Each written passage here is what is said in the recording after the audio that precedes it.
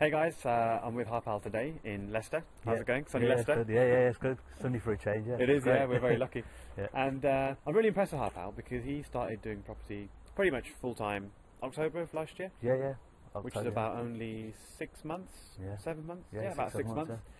I'm really impressed because he's already done 2 full refurbs pretty much. Yeah. One's finished, Yeah, done. one's finished, yeah. This one's just being finished off. Yeah.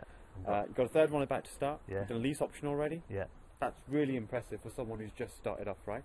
And I love the numbers on your deals. I mean, for example, your lease option is doing you 350 a month. 350 cash flow a month, yeah. You've got a 10-year option on that property in Nottingham. Yeah, and we've got a 75-25% split on the equity, pending on the prices going up. So it's a £175,000 property. If it went up by another 100,000 in 10 years, which isn't unreasonable, Yeah. you're going to make 75k on that. Yeah. You haven't even put any money into it or anything? No money. Apart from fees in terms of solicitors' fees, but not a lot, a couple of grand. Right, So, excellent. Yeah. And so that's just the deal. Yeah. Then you've got these refurbs, which I was really impressed with. And this is what I really wanted to share with the guys on the video, because you've kind of found this really good niche for yourself in terms of really project managing a refurb really well. Yeah. So for example, this one should have been, I mean, I looked at this, and this should have been at least 60 grand's worth of work. You've done it for how much? 25 grand. Right, so that's pretty impressive, right? The other one you did should have been at least 20? Yeah, 20 Easy. grand. Yeah, we did it between about 8 to 10 grand. Right. Yeah. So just the way and then you got a third one about to start, right? Yeah, third one. That's, So, and that'll also be another, easily, probably going to spend at least about half of what it should be costing, right? Yeah, we were looking. It could cost about 25 to 26 grand, but we're going to look to do it between about 10 to probably about 10 grand. We're going to look at between the 8 to 10 grand mark. Right. If we do it within the time that we want to do it within. So I'm impressed. That's good. And I'd like to know, because if you're watching this and you're thinking, okay, how does this apply to me? Well, imagine you had a property that you could buy for 100,000, let's say, and it needed, let's say, £30,000 worth of work, and it might be worth 160, 170 when it's finished. Now, if you could spend, rather than 30 grand, you only spent half of that, say 15k, you now spent 115 and got something worth 170. Yeah. It's just extra equity in your pocket. Or, if you decide to sell it, it's more money at the end of the day in your pocket you can use to do other things. So tell me, I'd love to know, what were the important things that you've learned in terms of getting the costs down on a refurb project? What's the most important things? I think the most important thing is whoever's working on the refurb project to create a really good relationship with them. So if you're working with a builder, the most important thing is the main builder, that you create a good relationship with him. Discuss the time frame and the plan of what you're going to do. So make sure the thing that you want is to cut your costs down. The way to cut your costs down is to do it within a certain time frame. Now, anybody who's had experience with working with builders will know that they can extend it over a period of time. So make sure you've got to manage your builders, that you know them, you've got them for that specific time. You plan your work out, you agree with them that with that plan of work, including the contingencies, there's always a contingency in terms of cost and time, but plan for that you're going to get the job done within the certain time.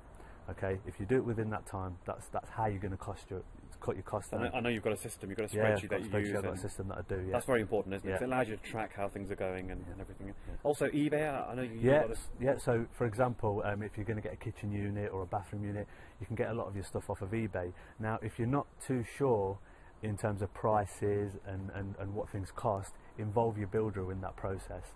Okay, so do make sure you do that. Involve your builder. Say, is this worth it? Is this good? And he'll tell you what's good and what's not.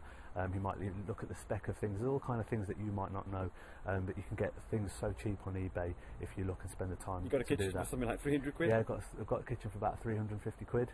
So again, we saved a couple of grand there or something, depending on what kind of kitchen you're going to get. So you don't need great relationships with B&Q or any of that kind of thing. Just go on eBay and again, if you've not got the time, discuss that and build that rapport with your builder, so your builder's on to do that, because he knows you've got to stay within a certain cost.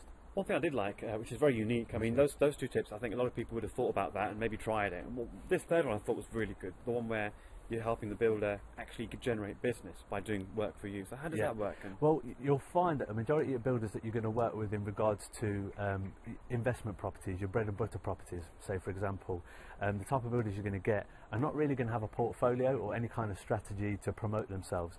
So what I did was negotiating with my builders. I offered them, I said, look, what I'll do is I'll do before and after pictures, and what I'll do is I'll put it in a portfolio with you. It doesn't take a lot of time.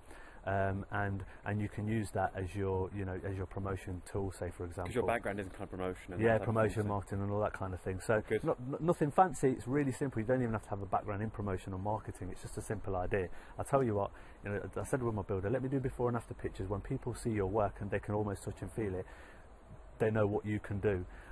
So he was like, yeah. So that's how we negotiated the price down with him, and that's how I built rapport with him. The other thing was I said, look, we can get you referrals if the job's really good, and we discussed kind of a percentage of every time he gets a job from a referral that we do, or from anything that he gets from a portfolio. Again, it builds good relationships, and if you have any more deals or properties that you want refurb on, you can even cut the costs, even more, because you start building that trust and that relationship with the builder, because there's something in it for him and something for you as well. So that's the kind of things that we did. So portfolio, we did a little portfolio. It sounds complicated, but it's not. Just before and after pictures you can take around with them and show potential customers, and referrals as well. We said, look, I think you've already referred him 3-4 people. Yeah, we were after this project.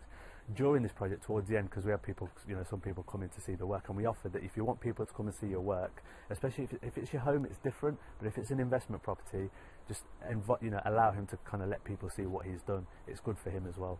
So that's how we can renegotiate. Because they're builders, not marketers, right? They're not, so they don't understand how to get business. Most builders are very difficult in terms of project management as well. So there's two things you're offering them and building that rapport. They just want to focus on the building work, especially good builders just want to get in there and build and manage the technical side of things, maybe not the planning and the timing aspects of things, because planning and timing is costs, and as an investor, costs is the most vital thing, especially if you structure the deal in a certain way. Brilliant. It's great to see you come so far. I mean, you joined the Tycoon Mastermind Alliance only last July. Yeah, it was August. It was August. Right? I was a late applicant. Okay. And so you came in within October, got your first deal under your belt, November, before December, and then just cracked on really well, and that's great to see. And so you're going to be at the Underground Investors Summit. Definitely, yeah. I'd love for you to share your project management spreadsheet. Yeah, definitely, yeah. And this whole referral thing. I'd love to. Can we get a copy of the portfolio, maybe, or just something to show what I'll do is I'll get portfolio for each of the refurbs that we did.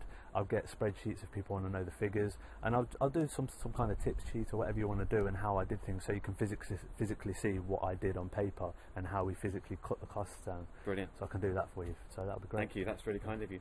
So Harpal's been really kind to share his tips about how he's doing really well with this refurb strategy. I think if you're watching this and you're thinking of doing a refurb, you should talk to him, because at the end of the day, it's money that's going to go into your pocket and not somebody else's. So you might as well save it, especially the kind of figures we're talking about. So thanks very much, Harpal, for sharing. No worries, and I'll see you in Underground Investors Summit in a few weeks.